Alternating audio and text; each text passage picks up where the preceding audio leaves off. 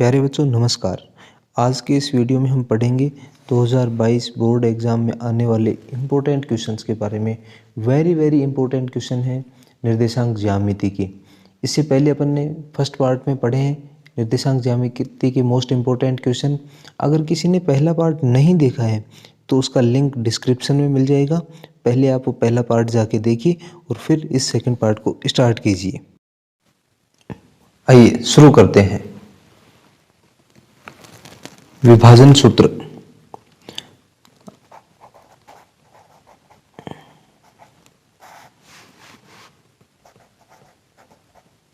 देखिए, अगर कोई दो पॉइंट दे रखे हैं P और Q। PQ एक लाइन है, एक रेखा है। P की कोऑर्डिनेट है निर्देशांक x1 y1 और Q के हैं x2 y2। इसको एक पॉइंट कोई और है A, वो इसको m1 रेशियो m2 में डिवाइड करता है, विभाजित करता है। इस PQ लाइन को m1 रेशियो m2 में विभाजित करता है। तो A जो पॉइंट होगा, A बिंदु के जो निर्देशांक होंगे वो क्या होंगे? हमने मान लिया x और y होंगे। तो x की जो वैल्यू होगी वो कितनी होगी?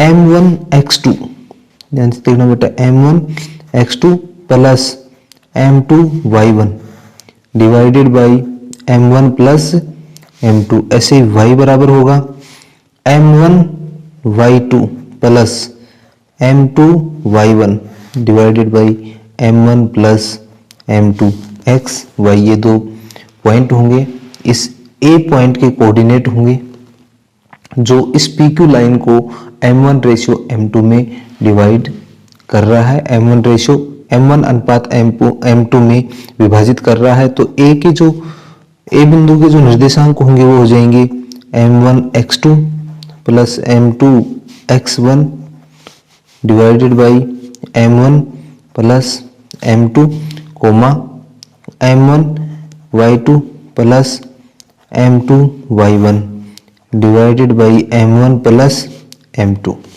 ये A जो बिंदु होगा जो इसको m1 रेशियो m2 में डिवाइड कर रहा है, विभाजित कर रहा है, m1 अनुपात m2 में इसके निर्देशांक होंगे A बिंदु के। चलिए इसके बाद आता है, कोई भी अगर दो बिंदु दिए हुए हैं, मान लिया ये P और Q, P Q, इसके बीच में मध्य बिंदु है A, ये x1 और y1, x2 और y2। अगर अपने को दिया हुआ है कि इसका जो अनुपात है वो 1:1 है या 2:2 है, 3:3 है, 4:4 है, तो जो A जो बिंदु होगा इसके जो निर्देशांक होंगे x y वो क्या होंगे? ये होगा मध्य बिंदु या मिड पॉइंट। तो जो x होगा ये हो जाएगा x1 plus x2 divided by 2 और जो y होगा वो हो जाएगा y1 plus y2 divided by 2।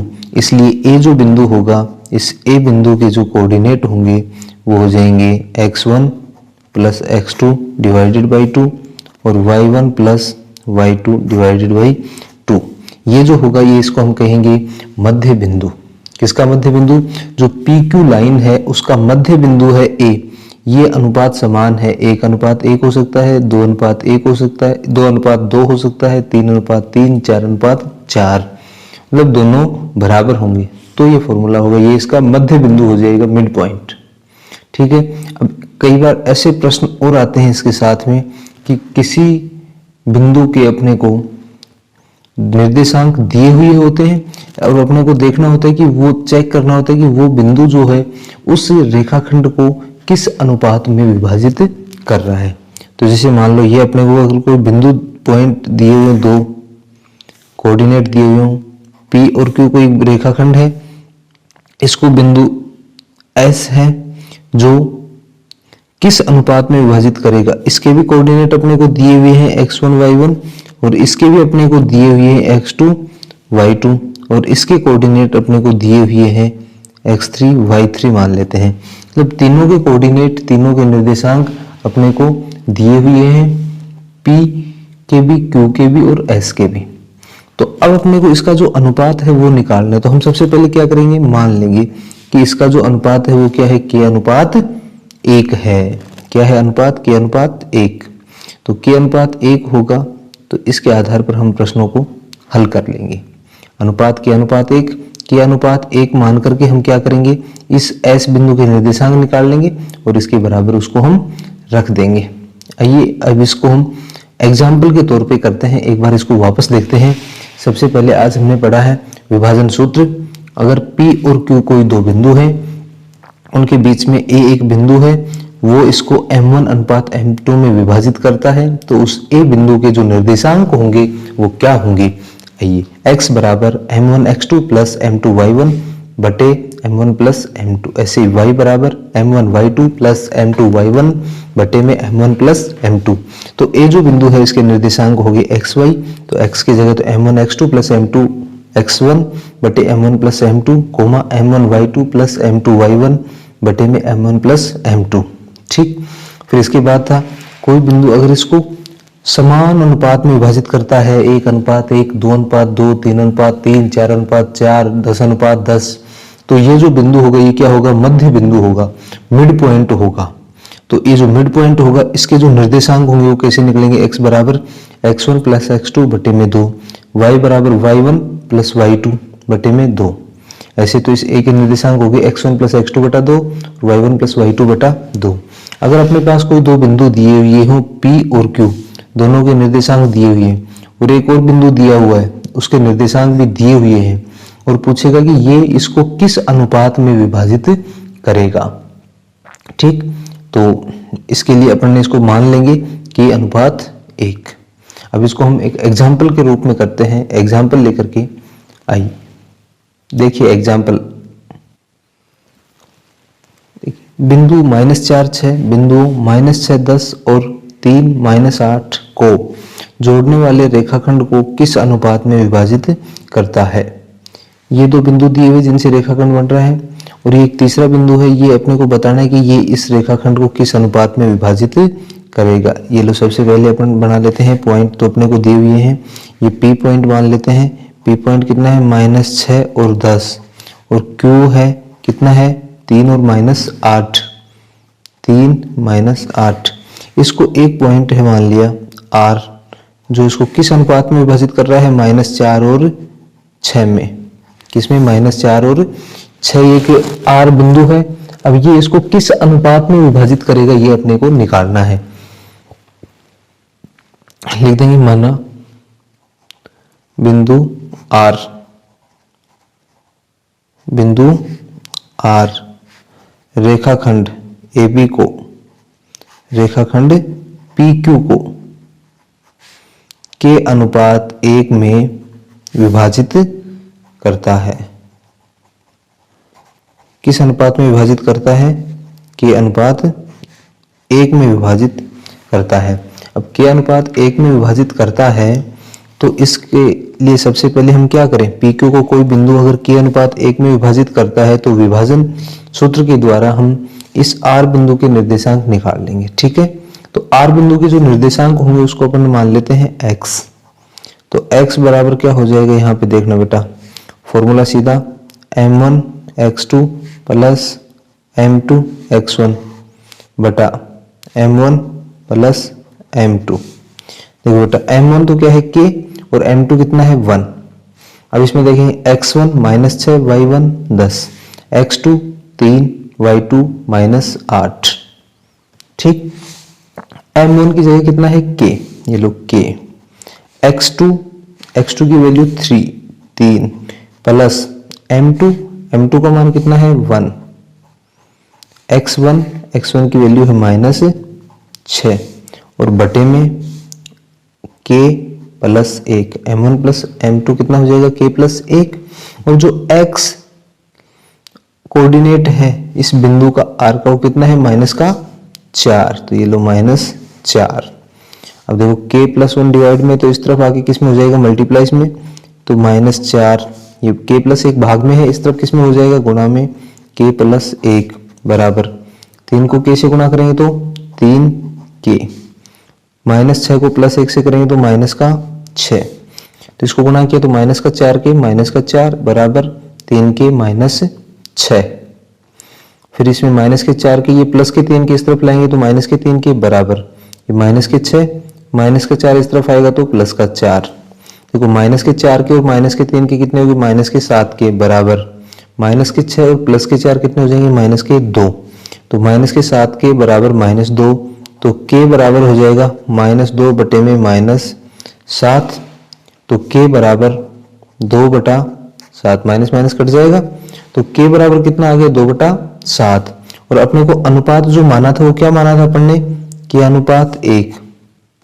के अनुपात 1, तो के अनुपात 1 है वो कितना हो जाएगा, 2/7। कितना आ जाएगा, 2/7। लास्ट में एक लाइन लिख देंगे, अतः बिंदु आर बिंदु रेखाखंड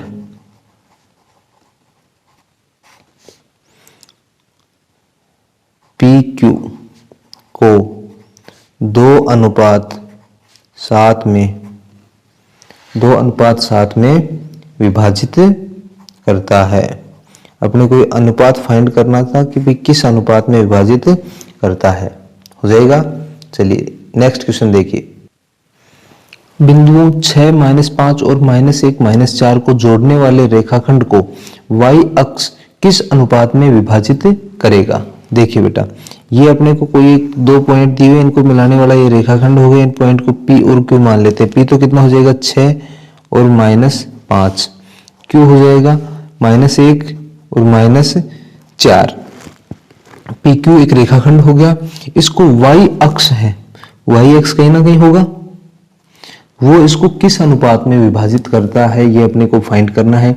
सबसे पहले अपने को देखो, पिछले वीडियो में अपन ने पढ़ा था, अगर किसी ने नहीं देखा है वीडियो पिछले वाला तो जरूर देखना, बहुत इंपॉर्टेंट वीडियो है, कि y अक्ष पर अगर कोई बिंदु होगा तो वो कैसा होगा। याद रखना बेटा, y अक्ष के ऊपर x की वैल्यू कितनी होगी, 0। तो y अक्ष पर मान लो ये बिंदु है r, तो इसके जो कोऑर्डिनेट होंगे, इसके निर्देशांक होंगे, क्या होंगे, 0, y अक्ष पर x की वैल्यू 0 होती है और x अक्ष पर y की वैल्यू 0 होती है। अगर किसी को पिछला वीडियो नहीं देखा है तो पिछला वीडियो जरूर देखिए। चलिए अब देखिए बेटा, इसको अपन मान लेते हैं कि y अक्ष जो है ना वो PQ रेखाखंड को के अनुपात 1 में विभाजित करता है। माना y अक्ष ये y अक्ष का ही तो बिंदु है बेटा, 0, y अक्ष रेखाखंड PQ को के अनुपात 1 में विभाजित करता है। किस अनुपात में विभाजित करता है, के अनुपात 1 में विभाजित करता है। अब इसमें अपने को दोनों का नहीं निकालना, सिर्फ x का निकाल लेंगे। अनुपात के अनुपात 1 है तो m1 जो होगा वो कितना हो जाएगा, k, और m2 कितना हो जाएगा, 1। ठीक, साथ ही अपने पास इसमें x1 6 और x2 -1, ये तो x1 हो गया, ये x2 हो गया। साथ ही x की वैल्यू कितनी है, 0। क्यों, क्योंकि y अक्ष पर x क्या होता है, 0। देयरफॉर सेक्शन फॉर्मूला लगा देंगे, x बराबर m1 x2 plus m2 x1 divided by m1 plus m2।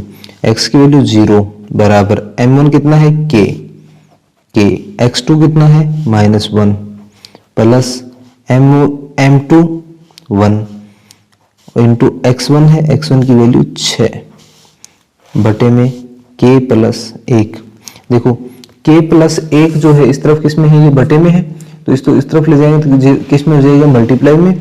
जब 0 से हम इसको मल्टीप्लाई करेंगे तो कितना हो जाएगा, 0 इंटू के प्लस 1 बराबर k को -1 से मल्टीप्लाई किया तो -k, प्लस में 6 को 1 से गुणा किया तो 6। अब ये इसको आगे आ जाएगा, 0 इसको 0 से गुणा करेंगे तो 0 बराबर -k प्लस 6। ये माइनस का k इस तरफ लेंगे तो किसका हो जाएगा, प्लस का। तो k बराबर 6। तो k का जो मान आया अपना वो कितना आ गया, 6। इसलिए जो k अनुपात 1 होगा वो कितना हो जाएगा, 6:1। कितना होगा, 6:1। फिर लास्ट में एक लाइन और लिख देंगे, अतः y अक्ष वाई अक्ष रेखाखंड पी क्यू को 6:1 में विभाजित करता है। 6:1 में विभाजित करता है। हो जाएगा। ऐसे ही करना है इसको। सबसे पहले तो k/1 ले लेंगे और आगे जो अपना सेक्शन फॉर्मूला है वो लगा देंगे और k की वैल्यू आ जाएगी। k की जो वैल्यू है अपनी 6, तो k/1 कितना हो जाएगा? 6:1। अतः y अक्ष रेखाखंड PQ को 6:1 में विभाजित करता है। नेक्स्ट क्वेश्चन देखिए। वह अनुपात ज्ञात कीजिए जिससे बिंदुओं A 1 -5 और B -4 5 को मिलाने वाला रेखाखंड x अक्ष से विभाजित होता है। इस विभाजन बिंदु के निर्देशांक भी ज्ञात कीजिए। अपने को सबसे पहले तो अनुपात ज्ञात करना है जिससे बिंदु A और B को मिलाने वाला जो रेखाखंड है वो x अक्ष से विभाजित होता है। इसमें इस लाइन को नोट करना है बेटा, x अक्ष से विभाजित होता है। किससे विभाजित होता है? x अक्ष से। तो सबसे पहले अपने को ध्यान होना चाहिए x अक्ष से विभाजित हो रहा है। x अक्ष के ऊपर y की वैल्यू क्या होती है? 0।